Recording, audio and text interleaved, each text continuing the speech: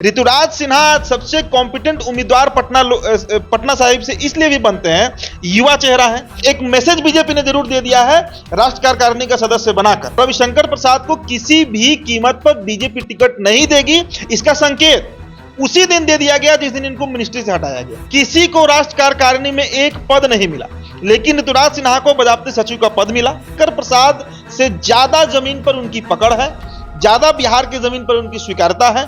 और जो लोग ये कहते हैं कि राष्ट्र कार्यकारिणी में जगह मिलने का मतलब है कि टिकट नहीं मिल रहा है, एक गलतफहमी है। आज बीजेपी में रविशंकर प्रसाद मात्र एक सिंपल सांसद और प्रवक्ता बन के रह गए। और कौन नेता है बताइए ना? पटना साहिब से अगर ऋतुराज सिन्हा को हटा दें, रविशंकर प्रसाद को हटा दें, कौन कायस्थ नेता है? नितिन नवीन थोड़ा टिकट मिलने जा रहा है, तो ऋतुराज सिन्हा ही एकमात्र ऑप्शन है। कि देखिए, रविशंकर प्रसाद कोई जमीन के नेता नहीं है, आम जन में उनकी स्वीकार्यता कोई बहुत ज्यादा नहीं है।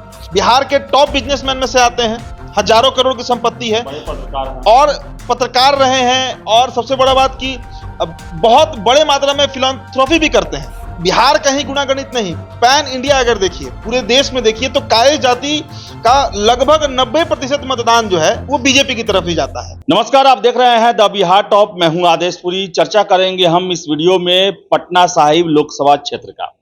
आपको बता दें कि रविशंकर प्रसाद जो हैं पूर्व केंद्रीय मंत्री, सांसद है वहां से, लेकिन सबसे बड़ा प्रश्न ये उठता है कि जिस तरह रविशंकर प्रसाद को केंद्रीय मंत्रालय से बाहर कर दिया गया, संगठन के कार्यों में उनकी कोई भूमिका अब नहीं है, ऐसे में क्या मोदी सरकार 2024 के लोकसभा चुनाव में उन पर भाग्य आजमाएगी अपना पटना साहिब सीट से? ये सबसे बड़ा प्रश्न है।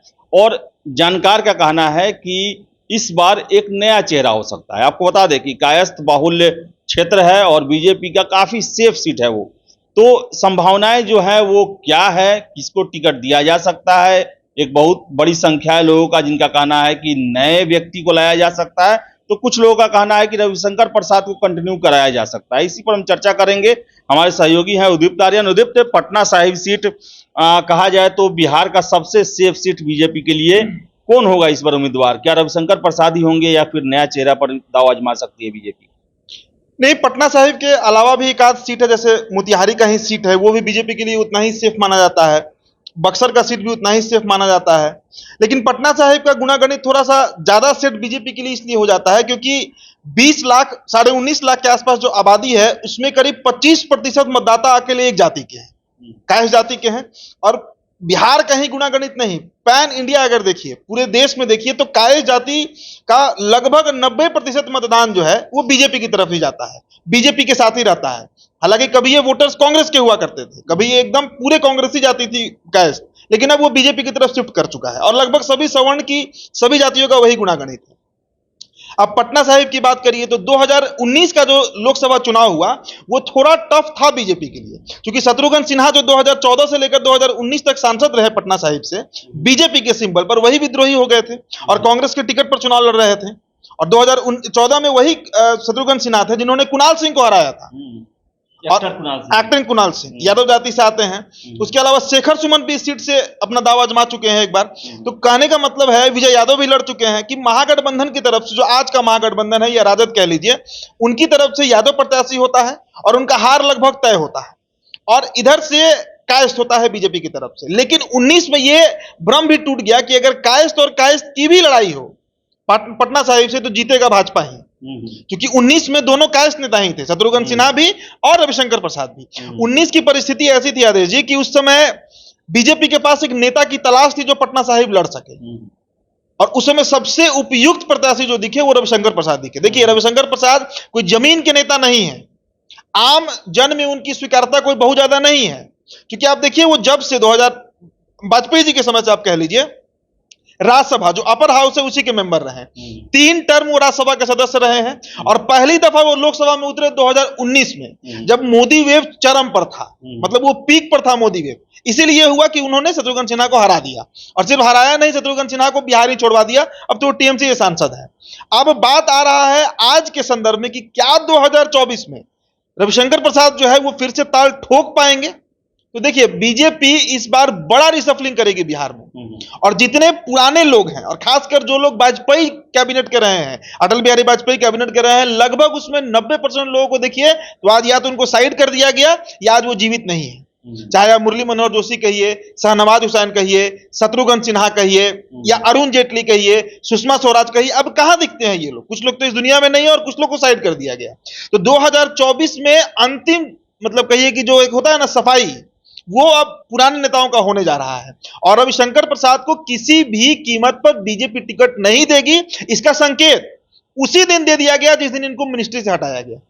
क्योंकि जितना दिन ये राज्यसभा के सदस्य रहे सरकार में और या लोकसभा के सदस्य रहे, आईटी मिनिस्टर रहे, कोल मिनिस्टर रहे, लॉ मिनिस्टर रहे, कई बड़े बड़े मंत्रालय इन्होंने संभाला, लेकिन अब बीजेपी इनको साइड कर दिया और नरेंद्र मोदी इनको साइड किया है। और सिर्फ इनको नहीं, राधा मोहन सिंह भी अब किनारे लगने जा रहे हैं। राधा मोहन सिंह तो चलिए 2019 के चुनाव के बाद जो है उनको नहीं दिया गया, लेकिन इनको कार्यकाल के बीच में सिर्फ इनको ही हटाया गया और उसके बाद कोई दूसरा पद नहीं दिया गया। तो क्या लगता है कि अब ये पटना साहिब से उम्मीदवार बनेंगे या नहीं बनेंगे, तो किस पर बीजेपी अपना दांव लगा सकती है? बिल्कुल, देखिए राधा मोहन सिंह को नहीं दिया गया कैबिनेट में जगह 2019 के चुनाव के बाद, उसके पहले थे वो कृषि मंत्री थे। और रविशंकर प्रसाद को दिया गया लेकिन उनको बीच से हटा दिया गया। और भी ऐसे कई नाम है, किरण रिजिजू है जिनको हटाया गया, कई लोग हैं जिनको मंत्रालय से शिफ्ट किया गया, रिशफल किया गया या हटा दिया गया। तो बीजेपी का ये सांकेतिक मैसेज होता है, बीजेपी एक दिन में कोई फैसला लेती नहीं है, खासकर जो केंद्र नेतृत्व है। रविशंकर प्रसाद 70 पार भी कर चुके हैं और परफॉर्मेंस के आधार पर, दोनों आधार पर इस बार बीजेपी इन पर भरोसा नहीं करेगी। इनको अब वही आशीर्वाद कमेटी में जाना होगा या कोई बड़ा प्रभारी या गवर्नर इस तरह का कुछ भी बनाया जाएगा, लेकिन अब इनको 2024 के लोकसभा चुनाव में पटना साहिब से टिकट नहीं मिलने जा रहा है। किसको मिलेगा फिर? अब जो एक नया नाम चल रहा है, नया नाम नहीं, दरअसल 19 में भी वो प्रयास किए थे, आरके सिन्हा, रविंद्र किशोर सिन्हा, एसआईएस के संस्थापक, बिहार के टॉप बिजनेसमैन में से आते हैं, हजारों करोड़ की संपत्ति है, बड़े पत्रकार हैं और पत्रकार रहे हैं, और सबसे बड़ा बात की बहुत बड़े मात्रा में फिलैंथ्रोपी भी करते हैं, समाज सेवा भी करते हैं। और रविशंकर प्रसाद से ज्यादा जमीन पर उनकी पकड़ है, ज्यादा बिहार की जमीन पर उनकी स्वीकार्यता है। और जन नेता तो हम नहीं कह सकते आरके सिन्हा को, उतने बड़े कद के नेता नहीं है, लेकिन आम पब्लिक में उनका एक्सेप्टेंस रविशंकर प्रसाद की तुलना में बहुत ज्यादा है। 3 लाख लोगों को रोजगार दिया गया है, उसमें सोचिए कि बिहारी कितने होंगे, बिहार के गांव गांव से लोग उनके कंपनी में आज काम कर रहे हैं, तो वो एक बहुत बड़ा फैक्टर बनता है। उनके जो बेटे हैं ऋतुराज सिन्हा, जिनका एक चर्चा हमने पहले भी किया था, ऋतुराज सिन्हा सबसे कॉम्पिटेंट उम्मीदवार पटना साहिब से इसलिए भी बनते हैं, युवा चेहरा है और पूरे बिहार से 17 सांसद है ना बीजेपी के, किसी को राष्ट्र कार्यकारिणी में एक पद नहीं मिला, लेकिन ऋतुराज सिन्हा को बजाप्ती सचिव का पद मिला। और पद मिलने के साथ साथ आप उनका एक्टिविटी अब देखिए, बिहार में लगातार उनका दौरा हो रहा है। कभी ऋतुराज सिन्हा बिहार नहीं आया करते थे, लेकिन पिछले विगत 6 महीने 8 महीने से देखिए तो उनका लगातार बिहार में काम चल रहा है, जमीन पर काम चल रहा है। और बीजेपी का कोई भी बड़ा ओकेजन हो, वहां पर आरके सिन्हा की जो कंपनी है एसआईएस, उसका एक बड़ा सपोर्ट रहता है। चाहे आप उसको आर्थिक सपोर्ट कहिए या मैन पावर के रूप में ही हुआ, हर जगह बीजेपी के आम विधायक से लेकर बड़े नेताओं तक में आरके सिन्हा की एक बड़ी स्वीकारता है। खबर तो एक ये भी आया था कि सम्राट चौधरी को प्रदेश अध्यक्ष बनाने में आरके सिन्हा की बड़ी भूमिका रही है। खबर तो ये, आरके सिन्हा कोई आज के नेता नहीं है, आरके सिन्हा संघ के मतलब समझिए संस्थापक सदस्यों में से बिहार में एक रहे हैं, वो पुराने लीडर में से रहे हैं, वो जनसंघ के समय से वो बीजेपी से जुड़े हुए हैं और बहुत डेडिकेटेड हैं। तो इस बार बीजेपी जो है बिहार में बड़ा रिसफल करेगी आदेश जी, कई युवा चेहरा को मौका मिलने वाला है। और जितने पुराने बैच के लोग हैं, चाहे रमा देवी हो शिवर की, मोतिहारी के राधा मोहन सिंह हो, बक्सर के बाबा हो, अश्विनी चौबे हो, या फिर रविशंकर जी हो, इस सब लोग को अब साइड करेगी बीजेपी, क्योंकि 24 में एक नया टीम चाहिए भाजपा को, अभी बहुत काम करना है बीजेपी को। लेकिन एक और नाम आ रहा है, नाम यह भी आ रहा है कि नितिन नवीन भी जो है पटना साहिब से लड़ने के लिए अपनी इच्छा जता रहे हैं, और संजीव चौरसिया भी हैं लाइन में, इनका भी नाम आ रहा है, इसके बारे में क्या कहना है? देखिए, संजीव चौरसिया को तो टिकट नहीं मिलेगा, क्योंकि अगर जाति के आधार पर देखिए तो अकेले 25% मतदाता पटना साहिब में कायस्थ है और लगभग 20% मतदाता वैश्य है, दोनों बीजेपी के कैडर वोटर हैं। तो जाति समीकरण से संजीव चौरसिया का अभी कद उतना बड़ा नहीं हुआ है। नितिन नवीन चूंकि 4थी बार जीते हैं और उनके पिता जो है नवल किशोर सिन्हा, वो बड़े नेता रहे हैं बीजेपी के, लेकिन बिहार में मुझे निजी तौर पर नहीं लगता है कि नितिन नवीन को टिकट मिलना है ना, कि बीजेपी ने साफ कर दिया है कि जो विधायक हैं उनको एमपी का टिकट नहीं दिया जाएगा। हाँ, बिल्कुल, ये भी एक बहुत बड़ा फैक्टर है। आपने खुद बताया कि जो सिटिंग एमएलए हैं, सिटिंग एमएलए पूर्व नहीं, उनको कम से कम लोकसभा में इस बार टिकट नहीं मिलना है। और तो ये जिन दो नामों का आपने चर्चा किया, नितिन नवीन और संजीव चौरसिया, इनको टिकट मिलने का लगभग ना के बराबर चांस है। देखिए, ऋतुराज सिन्हा के साथ कई फैक्टर्स हैं। मैंने बताया ना कि बीजेपी के एक अच्छे आर्थिक सहयोगी भी ये लोग रहे हैं, मैन पावर से भी सहयोग करते हैं। और 19 में जो चुनाव हुआ था, आदेश जी आपको बताएं, उसमें आरके सिन्हा ने बजाबते नाराजगी दिखाई थी। जब टिकट के लिए डिमांड हुआ था, टिकट की बात चली थी और बीजेपी ने आरके सिन्हा को या उनके बेटे को टिकट नहीं दिया था, तो काफी कई दिनों तक रिश्ता जो है वो तानातानी वाला हुआ था। और रविशंकर प्रसाद को टिकट मिल गया था, लेकिन रविशंकर प्रसाद की वो उपयोगिता नहीं सामने आई जो होना चाहिए था। यही कारण था ना कि इनको कैबिनेट से हटाया गया।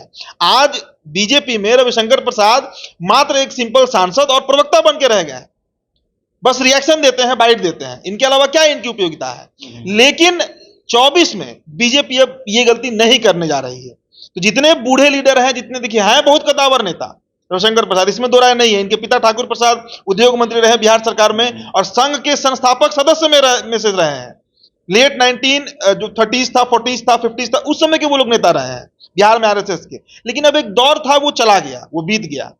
अब वो जमाना नहीं आना है। अब नया जो एक यूथ विंग है उसको जगह मिल रहा है। अब 91 में एबीवीपी जो है, जो छात्र विंग है बीजेपी का, अखिल भारतीय विद्यार्थी परिषद, उसके सबसे आप कह सकते हैं एक्टिव सदस्यों में से थे रविशंकर प्रसाद। तो वो 40 साल पहले का बात है, आज का वो बात नहीं रहा। अब वो दौर खत्म हो गया। तो इस बार 2019 में ऋतुराज सिन्हा के ऊपर बीजेपी दांव खेल सकती है। हम गारंटी तो नहीं देते हैं, बीजेपी कुछ भी लास्ट मोमेंट पे करती है जब तक टिकट फाइनल नहीं हो जाए। लेकिन एक मैसेज बीजेपी ने जरूर दे दिया है राष्ट्र कार्यकारिणी का सदस्य बनाकर। और जो लोग ये कहते हैं कि राष्ट्र कार्यकारिणी में जगह मिलने का मतलब है कि टिकट नहीं मिल रहा है, एक गलतफहमी है। सैकड़ों एग्जाम्पल है जिनको मिला है टिकट। इसलिए ही हवाई बात है कि ऋतुराज को जगह मिल गया तो इसलिए नहीं उनको टिकट मिलेगा। ये सब हवाई बात है। और कौन नेता है बताइए ना, पटना साहिब से अगर ऋतुराज सिन्हा को हटा दें, रविशंकर प्रसाद को हटा दें, कौन कैश नेता है? नितिन नवीन थोड़ा टिकट मिलने जा रहा है। तो ऋतुराज सिन्हा ही एकमात्र ऑप्शन है। तो ऋतुराज सिन्हा को जो है वो सबसे बड़ी दावेदारी अभी तक लगती है। हालांकि अंतिम समय में यह तय होगा कि किसे सीट मिलेगा। लेकिन ये बता दें कि पटना साहिब जो सीट है बीजेपी का काफी मजबूत सीट है। और यहाँ पर जिस तरह से बिहार में ऋतुराज सिन्हा पर बीजेपी दांव खेल रही है, जिस तरह उनको प्रमोट किया जा रहा है, संभावनाएं बनती हैं कि 2024 में वो लोकसभा के उम्मीदवार रहेंगे। क्योंकि 2019 के चुनाव में भी उनके लिए आरके सिन्हा ने काफी प्रयास किया था कि उनके पुत्र जो हैं 2019 में लोकसभा पटना साहिब से उम्मीदवार बने। ऐसा नहीं हो पाया था रविशंकर प्रसाद के कारण ही। लेकिन इस बार लगता है कि इसी रविशंकर प्रसाद को साइड करके बीजेपी जो है ऋतुराज सिन्हा को उम्मीदवार बना सकती है। तो फिलहाल इस वीडियो में इतना ही। आपको क्या लगता है कमेंट में जरूर बताएं हमें। वीडियो में इतना ही।